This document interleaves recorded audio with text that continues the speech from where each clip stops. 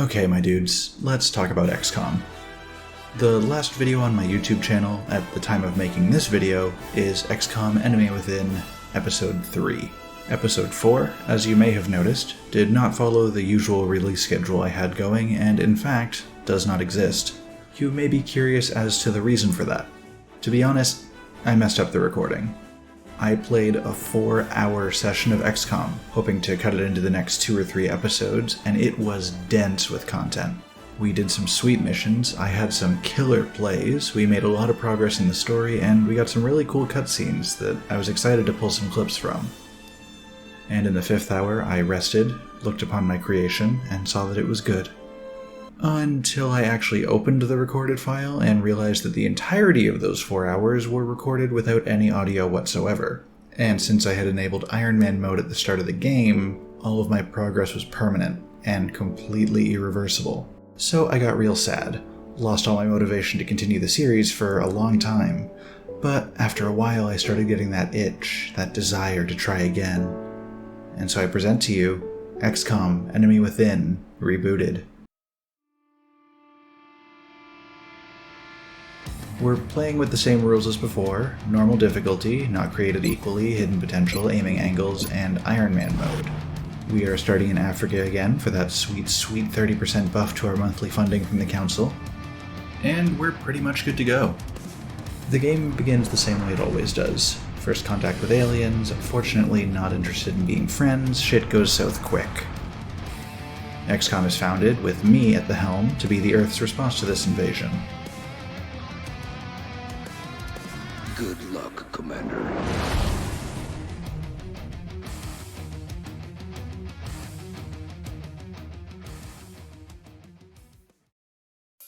Our introductory mission, Operation Frozen Scepter, has us dropping into Cairo, Egypt to investigate the site of one of the initial alien attacks.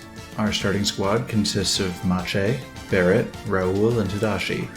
Our foes, one pair of sectoids inside the building to the north, and another pair outside in the streets to the west. While Tadashi does take a few points of damage, the rest of the fight goes off without a hitch, a resounding success. Not much to talk about here. And with our first mission behind us, it's time to accept our promotions and see what home base looks like. From our starting squad, Barrett becomes a sniper, Raoul an assault trooper, and Mache a heavy. Tadashi didn't get any kills, so no promotion for him, just 4 days of recovery from his wounds. Since I'm no longer working from home and am now an on-site supervisor, I go around to meet with my team.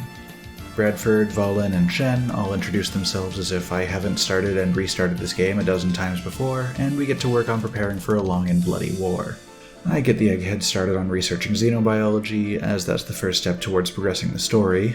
As for the engineers, we get them to build us a medkit and start clearing space around the base to allow for future construction. Unexpectedly, we are immediately contacted by the Council with a special mission, extracting a VIP who was caught up in an alien attack. This throws me off a little, since we usually have at least 1 or 2 generic alien abduction missions to deal with before anything big comes up, but I'm not going to complain. This is going to kickstart our progress in a great way. We're going to be opening this save file with an extra 253 credits and a support unit 2 levels higher than our current best soldier. After accessorizing our squad to make them more distinguishable by class in combat, I hand the fully healed Tadashi a medkit, hoping he'll knock off at least 1 sectoid this combat, and attempting to manifest a support promotion. Though if this mission goes well, we'll have a support soldier joining us either way. We send them out in the Sky Ranger to rescue the UN official who sent for help.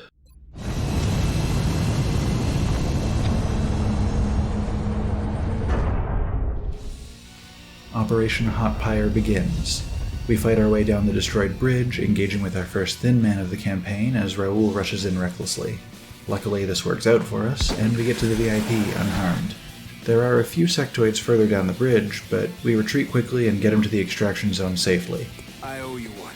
Seriously. That's when we're informed that we'll still have to kill every alien on the bridge in order for the mission to count as a success. So we slowly make our way back to where we first found the guy, take out the 2 sectoids that were slowly pursuing us back up the bridge, and properly bring the mission to a close. Our second mission complete, and nearly flawlessly. The only damage taken was by Mache, who immediately panicked and acted out of turn, killing the sectoid that dared to hurt him. Note to self, Mache is prone to panicking at a moment's notice. I'm sure that won't be an issue later. With the mission complete, I see my attempt at manifesting a support unit has failed, as Tadashi has become another heavy soldier.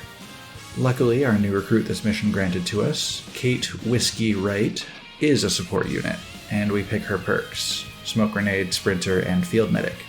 This girl is going to be able to absolutely book it to any soldier that needs help and make the most out of her medkit. With Kate being a sergeant, we've unlocked the ability to purchase a few upgrades in the officer training school. We use a portion of the credits we earned in this last mission to upgrade our squad size to 5, as well as boosting the experience our soldiers get from killing an alien by 25%. This will allow us to promote soldiers a lot faster. We allocate some extra funds to the engineers so they can continue to clear space in the base, and we're presented with our first alien abduction missions. Since everywhere is still at minimum panic, we can choose our mission purely off of the reward we'll receive. We decide to help in Australia for the scientists, as boosting our research speed will be crucial given how much research we'll have to do to keep up with our foes. We're rocking into Operation Falling Flame with a fairly balanced squad, one of every class, plus a new rookie, Fernando, to train up along the way. We hand Sergeant Whiskey our medkit and take off to help where we can. The 5 of us take our positions around the pizzeria, prepared for whatever may come. On the aliens' first turn, they leave themselves wide open for an attack, and we take out the first pair of sectoids before a single shot can come back at us. As another pair gets behind cover, Whiskey takes advantage of her frankly ridiculous movement range and outflanks them before they can retaliate, leaving us with our first totally flawless mission. Not even a single enemy attack was fired, let alone made contact. We award a few medals to our highest ranked soldiers, giving them slight bonuses in battle, and we begin construction on a laboratory to speed up future research, as well as excavating even more space with our spare cash.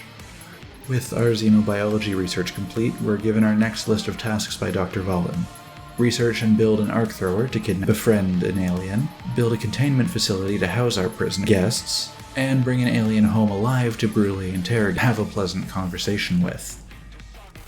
We begin the requested research and construction, and we're notified that a UFO has been spotted over Nigeria. We scramble one of our Raven jets to shoot it down, and gather a team to investigate the crash site and finish off any unlucky survivors. Our squad for Operation Spectral Priest is the exact same as our last squad, and once again, this mission goes off flawlessly. The team works like a well-oiled machine, taking out foes without receiving so much as a scratch. Whiskey especially has some amazing shots over the course of this mission. She's so powerful, in fact, that one of the sectoids spent its entire turn wandering into her line of sight, realizing the error of its ways, and then retreating again without doing anything. With 4 sectoids and this UFO's outsider defeated, we come home with another perfect victory under our belt. Chalk up another one. Fernando joins our ever-growing list of heavy soldiers, and a few other squad mates get promotions. With the arc thrower research and the construction of the containment facility both complete, we're prepared to take on the next step of this war, bringing home a live captive alien in the hopes of learning more about their motivation, intent, and where they're operating out of. But before we can worry about that, we have more alien abductions to deal with. Next episode, we're off to Egypt for Operation Brutal Mountain. For now, though, I think this is a solid place to take a break. We're not even a month into this new campaign, and so much has happened. I'm excited for you to see what goes on next. It's going to be a wild ride. If you want to see what happens next, please consider subscribing. I'm aiming to have a new chapter of this series out every Wednesday until we've either won the war or died trying. Thanks again for watching. I'll see you next time.